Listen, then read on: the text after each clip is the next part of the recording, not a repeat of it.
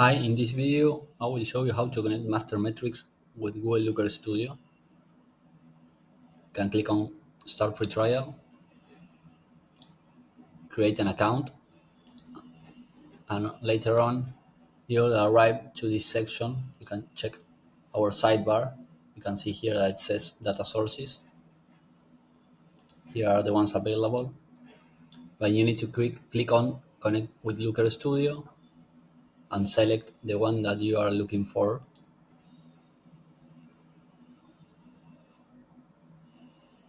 Once there, you need to authorize Looker and Facebook ads in this case in order to send data from Facebook ads into Google Looker Studio using Master Metrics connector.